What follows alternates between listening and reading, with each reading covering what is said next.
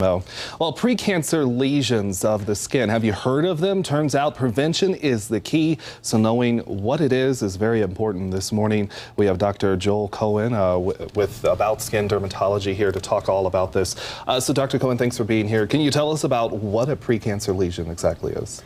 Precancer skin lesions are most commonly called actinic keratoses. They occur very commonly in fair-complected people with a history of a long-term sun exposure and ultraviolet radiation exposure, and they could lead to a life-threatening skin cancer. And this is a picture of one of them. Talk about the shape of them. So they're usually red, rough, and scaly, and if you rub your hand across the area, it feels kind of like a sandpaper texture. And you can see in this gentleman, this is in a background where there's many of these lesions that are kind of adjacent to one another. You can even see a skin cancer scar just above some of these red spots. And so how exactly are they treated?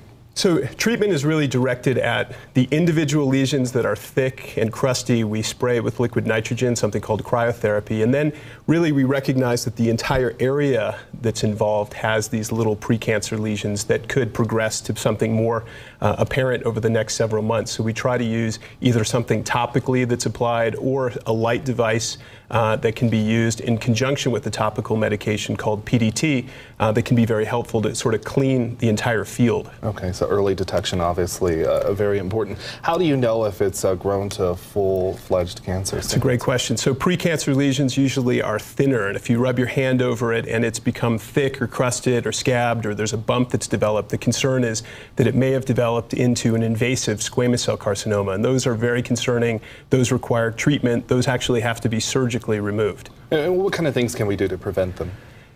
Same message, sunscreen and sun protection, really using the right sunscreen, applying more frequently, about every 2 hours, making sure to wear a hat, sunglasses, and even consider, swim shirts or ultraviolet protective shirts for hiking and biking and those types of things. And so, it's obviously very important here. We're a lot closer to the sun. Summer's over, but the threat is not over. The danger is not over. The outdoor lifestyles that all of us enjoy with high altitude hiking, biking, and skiing really translates to a lot of sun damage. So we really do need to protect ourselves, and we do need to be aware that this entity exists. About 60 million Americans suffer from these precancer lesions, actinic keratoses, and they do need to be treated because we just don't know which ones are going to progress to a full-fledged skin cancer. Wow, so there are definitely signs that we all need to know, and this is a graphic showing some of the treatment options for the lesions. So thank you, Dr. Cohen, very, very much. Some very important information, especially for all of us living here in Colorado. My pleasure. All right, and we also have more information online on thedenverchannel.com.